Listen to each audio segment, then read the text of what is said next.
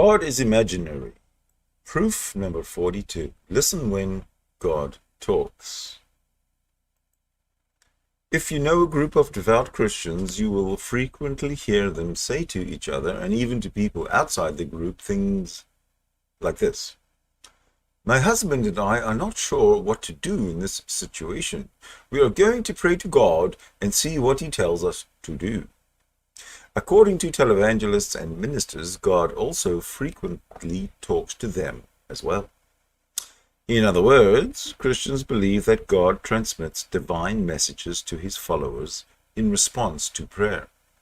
Christians actually believe that the Almighty, all-knowing Creator of the universe is talking to them personally and guiding their decisions. Now think about this. Let's say that the all-powerful, all-knowing Creator of the universe was going to transmit personal messages to Christians. Wouldn't you expect the people receiving these messages to blow the rest of us away in every intellectual endeavor? Wouldn't you expect someone who is directed by God to be a genius? Wouldn't every Christian student get a perfect score on every test simply by praying to God for the answers? Imagine, for example, that a Christian is having trouble deciding what color couch to buy. So she prays to God for guidance. Wouldn't you expect the all-powerful, all-knowing Creator of the universe to come back with a message that just completely blows us all away? For example, would you expect a Christian to say, I prayed to God to help me decide which color couch to buy, and the next thing I hear is God's voice in my head. And He starts telling me how to build a nuclear fusion reactor that will completely solve the world's energy problems. It's some kind of crazy laser pump tokamak thing.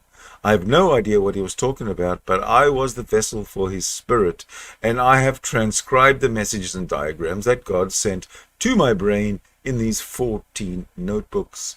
You can see that we now have complete construction details for a perfect, pollution-free, inexpensive fusion reactor. Praise the Lord. Yes, this is what you expect from the all-powerful, all-knowing Creator of the universe, if God were real.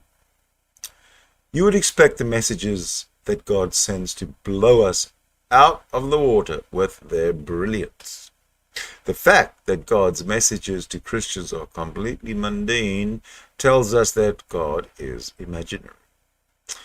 What the Christian typically gets is this message: buy the red couch.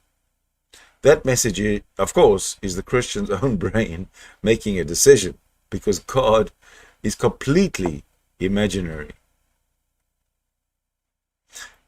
That concludes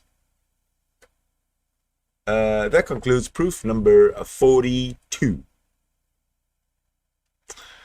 Thank you for watching, and I will see you again in proof number 43, that God is imaginary.